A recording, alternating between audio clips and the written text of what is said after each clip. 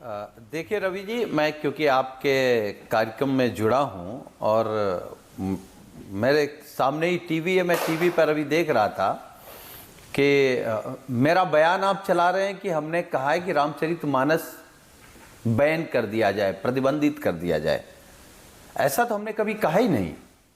Samajwadi party ने कहा, Samajwadi party पहले दिन से कह रही है कि रामचरितमानस पर हमारी आस्था है।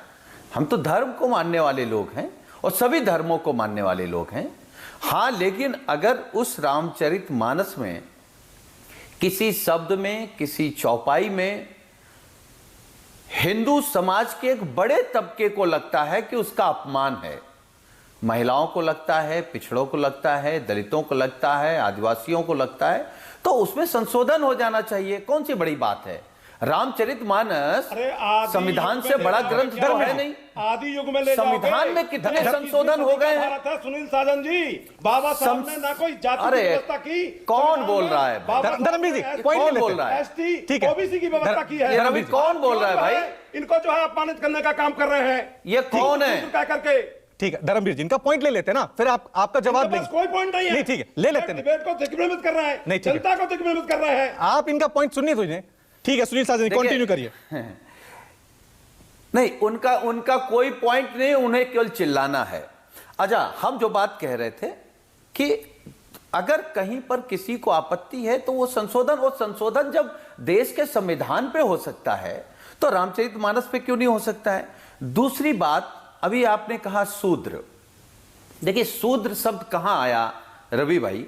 जी जी, जब विदेश से पढ़ करके आए माननीय अखिलेश यादव जी, इस देश की पार्लियामेंट के कई बार मेंबर रहे, उत्तर प्रदेश के मुख्यमंत्री रहे, और जब उन्होंने अपना आवास खाली किया तो उस आवास को गंगा जल से धुलाया गया, सिर्फ इसलिए क्योंकि वहां माननीय अखिलेश जी रहे, माननीय मुलायम सिंह यादव जी रहे, स्वर्गीय नेताजी, माननीय मायावती जी उस आवास में रही।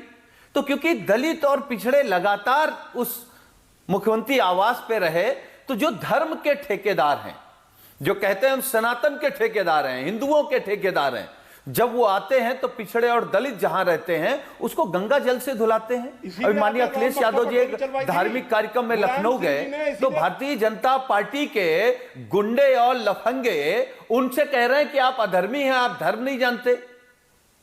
तो आप सोचिए, क्या किसी को यह कहने की जरूरत नहीं पड़ेगी कि आखिर भाई आप हमको कब मानेंगे कि हम सनातनी हैं, कब मानेंगे कि हिंदू हैं?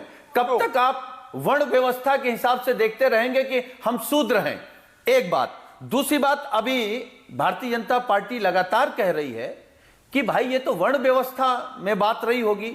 माननीय अखिलेश यादव जी ने तो यह कहा कि हम माननीय मुख्यमंत्री जी से पूछेंगे। और अभी मैं आपकी कार्यक्रम से पहले जो अभी बाइट चल रही थी जी, गुलाबो देवी, माननीय गुलाबो देवी मंत्री उत्तर प्रदेश सरकार, वो कह रहे हैं हम शूद्र हैं। तो इसका मतलब कि अभी भी कहीं ना कहीं बीजेपी में भावना है। एक सवाल रोक रहा हूं आपका छूटा, आपने कहा सुनील जी थोड़ा सा मंडल बनाम कमंडल। सुनील जी थोड़ा सा आपको रोक रहा हूं। आप इस देश के संविधान को मानते हैं ना? जी जी, आप इस देश के संविधान को मानते हैं। आप मानते हैं कि अभी भारत में हम लोग जो व्यवस्था चल रही है, जब भी चलते हैं तो इस देश के संविधान के तहत मानते हैं। तो संशोधन हो सकता है संविधान में। कोई ग्रंथ जो आज से 600-700 साल पहले लिखा है, किसी संत ने अपने हिसाब से लिखा है, परिस्थितियां काल के, आपको लगता है कि उससे संशोधन करने से दलितों का भला हो जाएगा? क्यों नहीं हो सकता? जो समाज में शूद्र के प्रति एक भावना है वो सारी खत्म हो जाएगी। क्यों नहीं? क्यों नहीं? तो फिर तो ये देश ग्रंथों के हिसाब से चलना चाहिए। फिर संविधान का औचित्य क्या? अगर हम इसी तरह से, तो उसे नहीं हटा देना चाहिए। अगर हम इसी तरह से तमाम ग्रंथों के हिसाब से संशोधन करने लग गए, रामायण में करने लग गए, महाभारत में करने लग गए, किसी और ग्रंथ में करने लग गए, तो ये देश संविधान के हिसाब से चलेगा, ग्रंथों के हिसाब से चलेगा? यही तो मैं कह रहा हूं ना कि मूल मुद्दा इस देश का जो आम नागरिक है वो संविधान के लिए सिर्फ नागरिक है। आप वो शूद्र है, ठाकुर है, या फिर हिंदू है, मुसलमान है, ये राजनीतिक पार्टियां ही ना जो से शूद्र बना रही हैं, हिंदू बना रही हैं, मुसलमान बना रही हैं। नहीं नहीं नहीं नहीं नहीं नहीं नहीं रवि जी, हम कोई एक किताब ले आए जी जिसमें आपकी भी आस्था हो और उसमें आपके प्रति गालियां लिखी हो, या आपको महसूस होता हो कि यह शब्द हमारे लिए गाली है, तो आप क्या कहेंगे? कि ये गाली पढ़ी जाए, ये अपमान पढ़ा जाए पिछड़े दलितों और आदिवासी और महिलाओं का? आप ये कहना तो कहा चाहते जा हैं? रहा है ना कि जो चौपाई लिखी गई है उसकी दूसरी बात कह रहे हैं आपके उसकी व्याख्या सभी लोग अपने अपने हिसाब से कर रहे हैं। कोई कह रहा है ताड़न का मतलब कुछ प्रताड़ित करना होता है, कोई कह रहा है ताड़न का मतलब शिक्षा होता है।